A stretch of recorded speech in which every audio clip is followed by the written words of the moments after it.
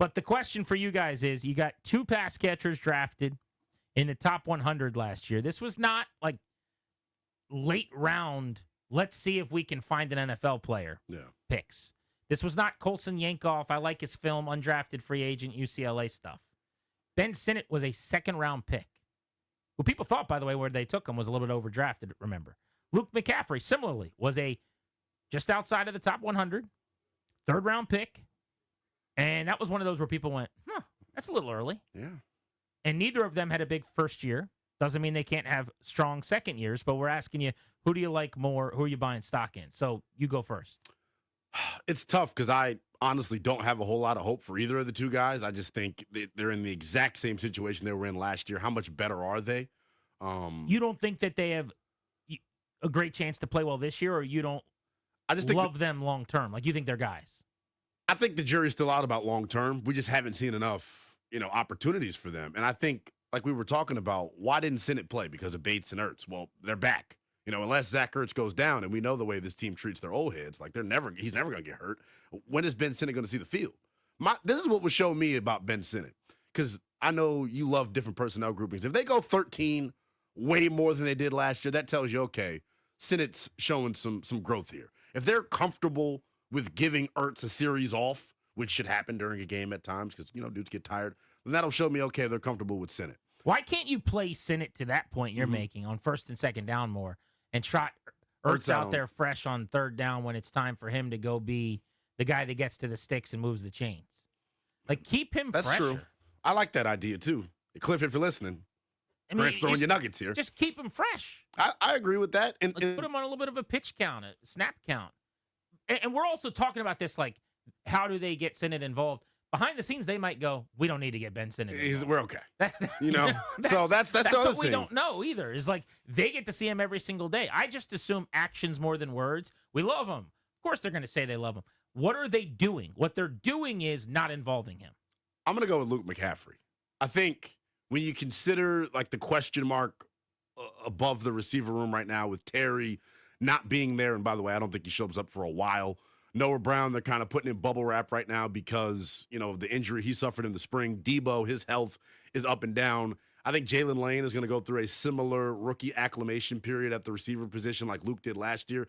Mikey absolutely destroyed Jalen Lane today on a screen pass for KJ Osborne, and if they were in pads, it probably would have looked even worse. But, like, he's got to get acclimated to the physicality of the NFL and things of that nature. Luke's going to have an opportunity to be the third wide receiver or the fourth wide receiver in play.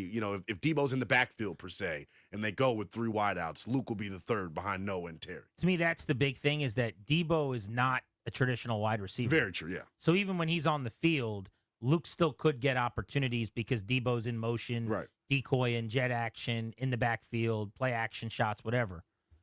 I'm going to go with Sinnott because I have a hard time believing Ertz will stay healthy for the duration of a second consecutive season. That's true. Yeah. At his age.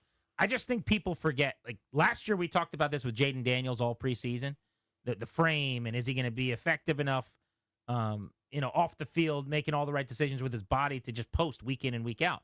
And he did. He played every single game, and that's awesome. Although you can make the case he probably should have missed 2 or 3 when he had the broken rib. But don't even need to go back through that. I think in the same way we've moved on and just decided, well, Daniels is now durable. Yeah. I think we're doing the same thing with Zach Ertz. Ertz missed 10 games in 2023. Yeah. He missed 7 games in 2022. He missed 6 games in 2021. He missed, you just go through it, and it's like every year he's a repeat offender a bunch of times. So I just would bet against him playing a full season, and for that reason, Sinnott gets the opportunities. I think his secret sauce, the one thing he does really well, I don't think he's going to, runs all that well. He's not overly twitchy. He's the kind of guy, as a pitcher, I would say, is never going to blow you away in a bullpen session. It's not 98. He doesn't have a wipeout slider or anything. He's a gamer out on the mound with some pitchability, right? I think he's an after-the-catch, tackle-breaking, rumbling, stumbling. It's not sexy. But the opposite of Zach Ertz. Right. Where Ertz is like catch and fall, I think Sinnott makes the catch and 3 guys are on the ground and he's got 9 extra yards. And until you make the catches, you just don't get to show that. He got me steamed up in the NFC Championship game. People sleep on how important that play was. Him on fourth fake down. Punt? Yes. Huge play. Oh, To not get your number called all year and then you make that play like that says something about you. lob ball, middle of the field by Trask, and he came down with it. Come on. Waiting to get lit up. Let's go to Larry in D.C. on Grant and Danny. Sinnott or McCaffrey? Who you buying stock in? What's up, Larry? I think I'll go with Sinnott, but I think also, too, you got to look at a guy like Dallas Turner, who was a top pick with the Vikings, who couldn't get on the field because of Van Ginkel and the other guy that they both on the Titans who had phenomenal years.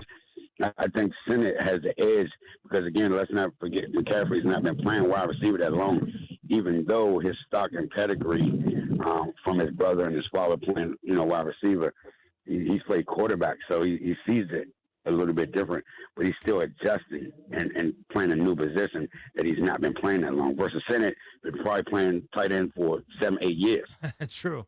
It's actually a really good comp, too, on Minnesota, a little bit of a deep cut for people that don't track them. But, yeah, they did draft Dallas Turner to basically, in the first round, mix there, be like their edge rusher that's going to help them.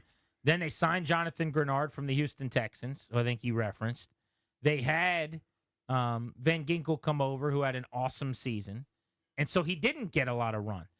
Where I'd push back is Washington didn't have a Van Ginkel Grenard caliber tandem in front of Luke McCaffrey at receiver. Right. They were just waiting for someone to play. Because remember, Noah Brown got hurt too. Yeah. Like there were weeks where it was Olamide Zaccheaus and Jamison Crowder in his third act in Washington as an 816-year-old slot. Yeah. Like they were getting run, and McCaffrey now is not playing at all. So that's different than Van Ginkel, who played at a Pro Bowl level, and Grenard, who's one of the better pass rushers in the league, being in front of you. Let's go to John in Arlington on the Fan. Hey, John. What's up, John?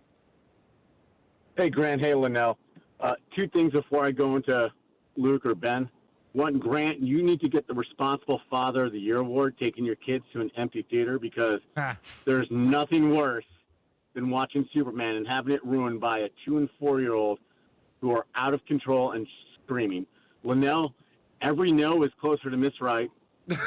Now. That's a good point. Before you move on from Loveline, I will say that anyone who brings like very young children to a grown-up movie so that they can see the grown-up movie they want to see, that's just a bad, selfish decision. If you're not taking a kid to see a kid movie, they shouldn't be there. And if you don't have a babysitter, like, trust me, I just had my fourth. It is a grind. I know how terrible it can be at times and how exhausting it is. But I'm sorry. Then you can't see the movie yet. And you got to wait until you can figure it out another day.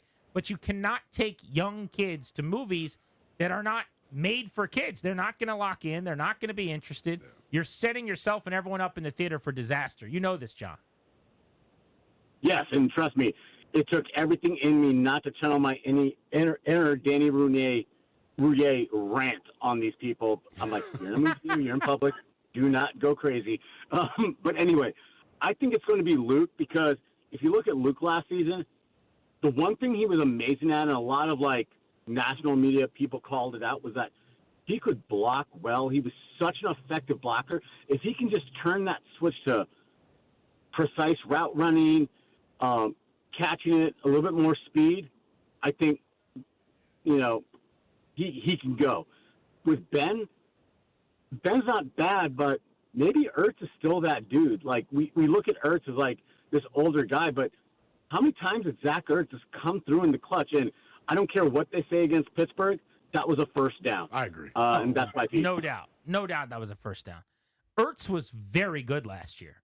I think he was a fringe Pro Bowler. He was the biggest surprise of the season. Yeah, so when you say, what if maybe he's really good? Cosign. Yeah. Verbal retweet. I don't want to pat myself on the back. I mean, we get more wrong than we get right around these parts, but he was getting killed early last season, and I didn't understand it. People are like, oh, he can't do anything after the catch. No, yeah, exact, this and that. And it's like, that's not what he's here for. Do you understand the importance of a veteran who, after every drive, is in Jaden Daniels' ear hole, telling him what he didn't see, what he saw, what he needs to do different, what he might think about doing, or just the reliability of, you're supposed to be here, and guess where you were? Exactly right there. Yeah.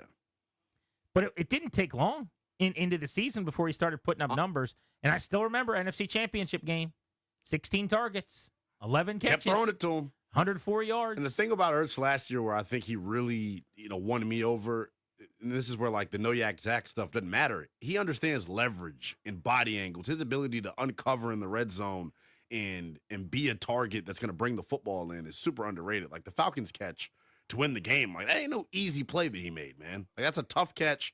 It barely has separation, but is able to box out the defender enough just to put his body in position. I want to push back on something John said too. Luke was, to me, that's where he struggled the most last year was blocking. I think that's why he wasn't on the field, because the blocking.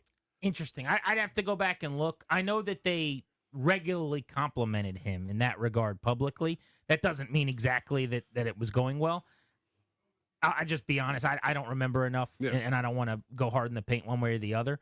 I can certainly remember him making some good blocks in moments, but that doesn't a season right. That's possible. Generally, if you're blocking a lot and blocking well, you're going to get on the field. You're going to stay on the field. It got to a point where he was just playing teams as the year went on, though, which was interesting to me.